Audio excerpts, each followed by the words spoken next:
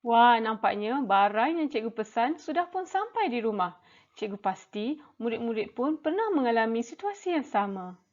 Bersama lagi dengan Cikgu Suryani dalam mata pelajaran Bahasa Melayu tahun 4. Tajuk kita hari ini ialah Pesanan Sampai di Rumah. Sebelum kita memulakan pelajaran, kita perlu lihat terlebih dahulu objektif pembelajaran pada hari ini. Di akhir pembelajaran, murid dapat membina dan menulis ayat dalam bentuk perenggan berdasarkan gambar.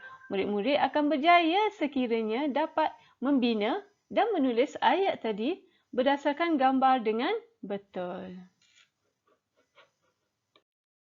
Baiklah murid-murid, sekarang lihat buku teks halaman 123.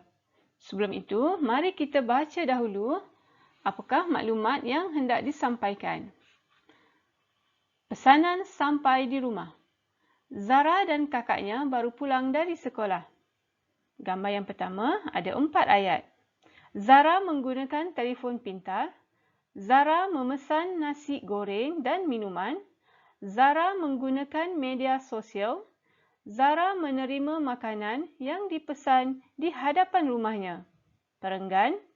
Zara menggunakan telefon pintar. Dia memesan nasi goreng dan minuman kegemarannya menggunakan media sosial. Tidak lama kemudian, Zara menerima makanan yang dipesan di hadapan rumahnya. Nampaknya, gambar nombor 2 tiada ayat yang diberikan. Begitu juga nombor 3. Mari kita lihat apakah yang perlu kita lakukan. Aktiviti murid-murid ialah perlu membina ayat, kemudian menulis ayat tersebut dalam bentuk perenggan. Gambar yang pertama telah diberikan ayatnya. Mari kita baca semula. Zara menggunakan telefon pintar. Sebelum ini, cikgu dah pesan sekiranya kita hendak membina ayat, kita perlu keluarkan dahulu kata kerja. Daripada sini telah diberikan kata kerja menggunakan. Kemudian memesan, menggunakan dan menerima. Jadi dengan kata kerja tadi, kita akan bina ayat.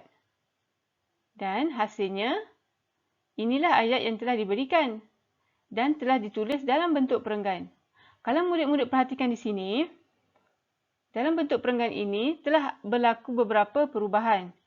Contohnya, Zara menggunakan telefon pintar. Dia memesan.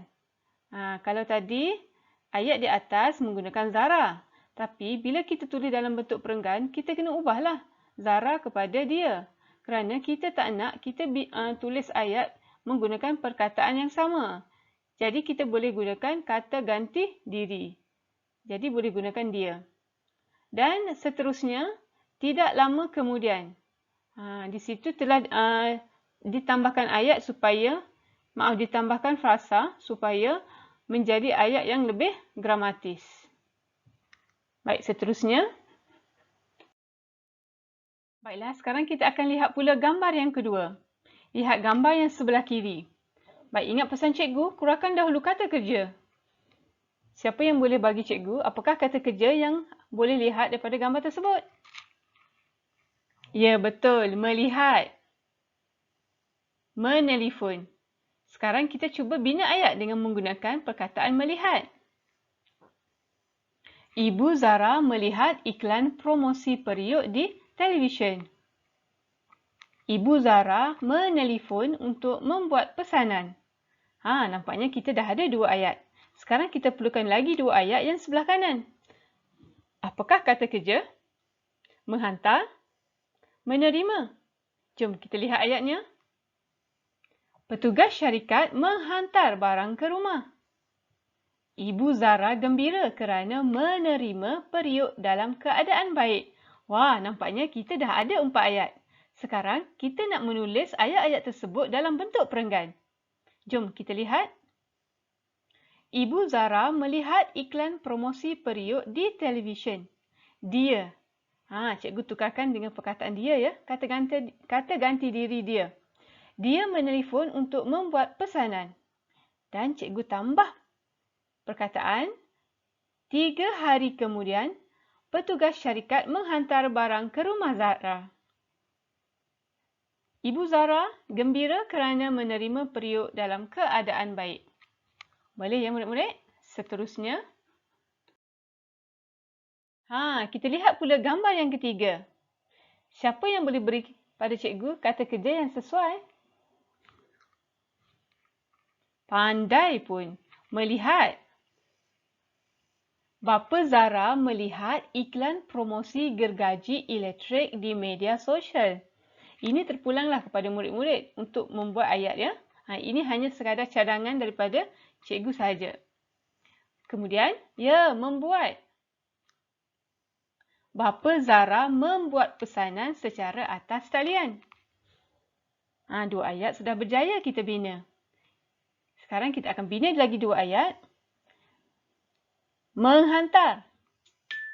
Petugas syarikat menghantar barang ke rumah. Ada satu lagi kata kerja. Ya, betul. Mengucapkan. Bapa Zara mengucapkan terima kasih kepada petugas syarikat itu. Sekarang kita akan lihat pula ayat-ayat tersebut untuk dicantumkan menjadi satu perenggan. Bapa Zara melihat iklan promosi gergaji elektrik di media sosial. Lihat, cikgu gantikan nama Bapa Zara dengan dia. Dia membuat pesanan secara atas talian.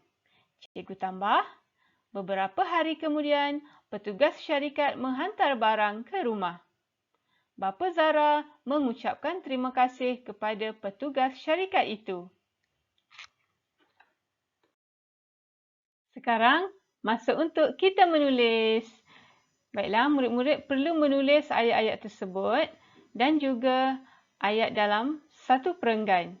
Baiklah, di sini cikgu paparkan contoh latihan yang murid-murid perlu buat.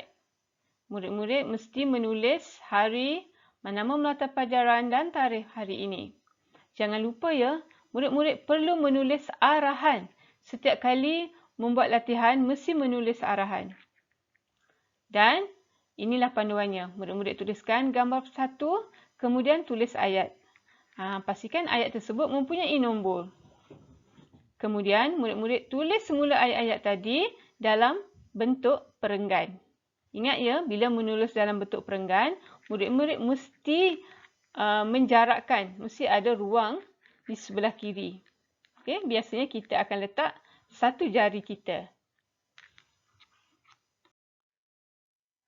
Baiklah murid-murid, cikgu harap murid-murid dapat menulis sehingga gambar 2 dan juga gambar 3. Sila tulis dengan kemas.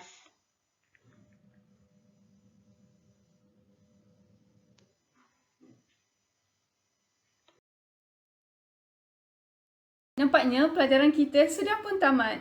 Cikgu berharap murid-murid dapat menyiapkan tugasan yang diberi dengan baik ya. Pastikan tanda bacaan yang betul, ejaan yang betul dan tulisan murid-murid mestilah kemas dan mudah dibaca oleh orang lain. Semoga kita akan berjumpa lagi pada pelajaran yang akan datang. Jumpa lagi. Bye.